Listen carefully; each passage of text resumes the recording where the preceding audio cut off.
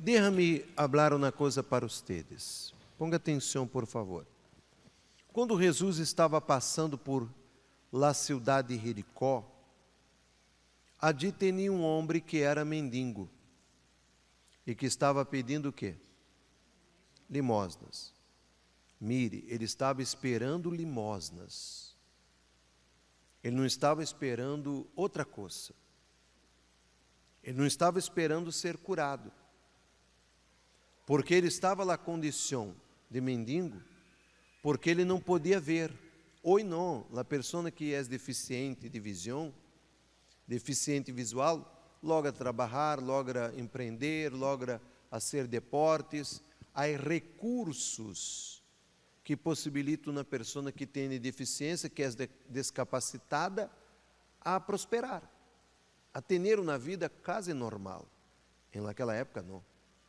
Naquela época, uma pessoa que não tinha visão, vivia de limosnas, porque não tinha como trabalhar. Me hago entender ou não? Então, ele estava ali esperando uma limosna, esperando a compaixão das pessoas. Ele não esperava que Jesus passaria por aquele lugar, pero ele havia escutado falar de Jesus. Por quê que chegamos a esta conclusão? Porque quando ele escutou o ruído da multitud que venia, os passos das pessoas, ruído das pessoas falando, conversando, porque Jericó era um pueblito pequeno, uma cidade muito pequena. Então ele perguntou: o que passa? Quem está vindo acá? Quem está passando por Jericó? E quando falaram para ele: Jesus, que passa com os seus seguidores. Então, aquele homem que estava esperando uma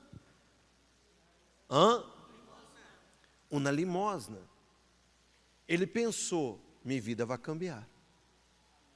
Agora vou cambiar a condição de minha vida. És minha oportunidade. E ele começou a ser o quê? A clamar. Por que ele clamou? Porque ele sabia que Jesus podia saná-lo. Ele não clamou para pedir uma limosna. Então, mire com atenção. Você está na casa de quem? Um Deus pequeno ou grande? Um Deus que é limitado ou ilimitado? Aí eu pergunto: você vai vir acá para pedir uma limosna? Que é uma limosna? Ah, Deus, eu quero a solução de um problemito, eu quero isto aqui, eu quero... Não. Você tem que entrar na casa de Deus para cambiar a condição de sua vida. Aquele homem que era cego, que começou a clamar, que começou a gritar por Jesus, ele começou a clamar, a gritar para cambiar a condição de sua vida. Não para ter um pouquinho mais de dinheiro, não para ter uma limosna, não para ter uma ajuda financeira. Ele começou a clamar para que Deus, que Jesus viniera a seu encontro, ele sanara. Amém? Tanto é que quando Jesus lhe pediu para trazer aquele cego, lhe chamou, ele derrou todo e foi hasta Jesus. E Jesus lhe perguntou: que queres que lhe hagas? Qual é o maior desejo de um cego? Uma limosna? Uma casa? Um carro? Diga-me. Uma pareja? Qual é o desejo de um cego? Ver. Pero Jesus lhe perguntou: que queres que te hagas? Pero Jesus sabia que ele queria ver. Jesus sabia que ele queria cambiar a condição de sua vida. Pero Jesus lhe perguntou: o que queres que te hagas? Ele disse: que eu vou ver, que eu torne a ver. E Jesus disse: se é conforme tu fé, se é sanada a hora. Amém? Agora, e este processo? Primeiro ele escutou que venia quem? Para que ele supiera que era Jesus, que tuvo que fazer? Diga. Interactua comigo. Que ele tuvo que fazer? Perguntar. Quem está vindo em minha direção? Quem está passando por Jericó? Que ruído é esse? Não é normal. A cidade de Jericó é uma cidade muito tranquila, muito pequena, um pueblito, qualquer ruído, se escute alerros. Quem está vendo? Ah, Jesus. Jesus, aquele que ha sanado paralíticos, aquele que ha purificado leprosos, aquele que ha hecho isso, hecho aquele que tem seus discípulos. És Ele? És Ele. Então ele começou a quê? Primeiro perguntou, depois ele começou a quê? A clamar. Pero lhe pediram, lhe ordenaram que ele se callara.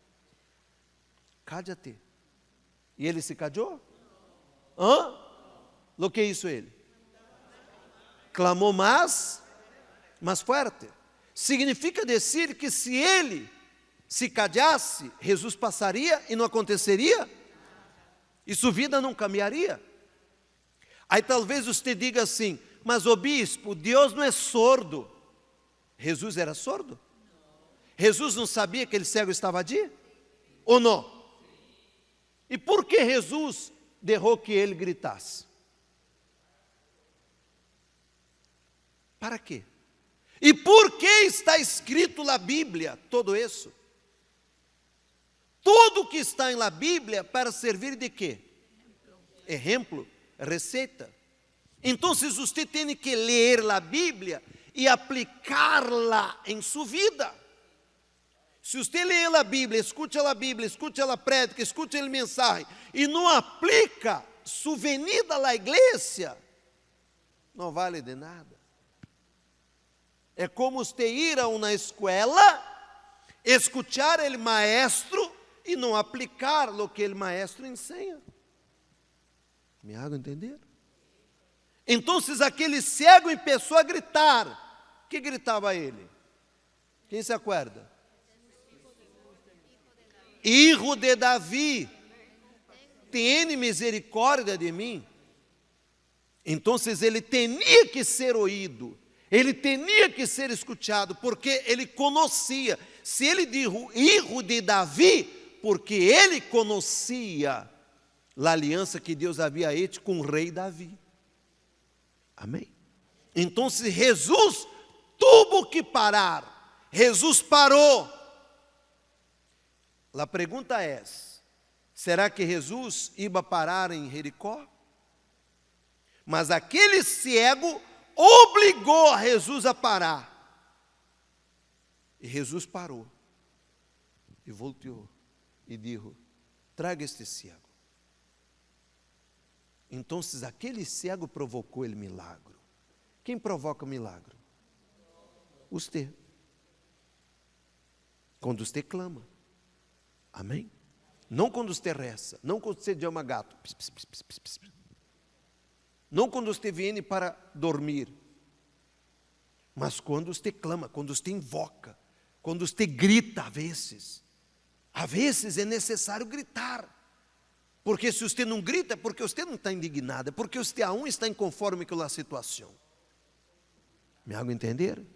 Quem já passou hambre aqui? Quem já teve que dormir na noite sem nada em seu estômago? Quem já passou por isso? Você dormiu feliz, alegre, alabando, cantando, bailando? Não, você dormiu enojado. Porque nadie está feliz quando sua pança está vazia. Alguém entender ou não? Se você não indignar-se com a situação, não vai cambiar, vai melhorar. Você vai melhorar sua vida. Para cambiar sua vida, é necessário indignação, é necessário desafio, é necessário reto, é necessário clamar, gritar, invocar, chamar a atenção de Deus. Porque Deus sabe de sua situação ou não? Por que Ele não cambia tudo? Por exemplo, quem você quer sua casa própria? Levanta a mão. Por que Deus não lhe dá uma casa própria? Deus não tem poder? Quanto é uma casa própria? 100, 200, 300, 400 mil dólares, depende do lugar, depende do tamanho, depende de todo. E por que Deus não te dá se tem poder para dar? Porque quem não sembra não cosecha. Quem não grita não alcança. Quem não protesta não cambia. Me hago entender? Então, o hecho de você vir à igreja não vai cambiar a sua história, não vai cambiar a sua vida. O hecho de orar, gritar e clamar por você não hará com que Jesus pare para ti. É você que hará com que Jesus pare para ti.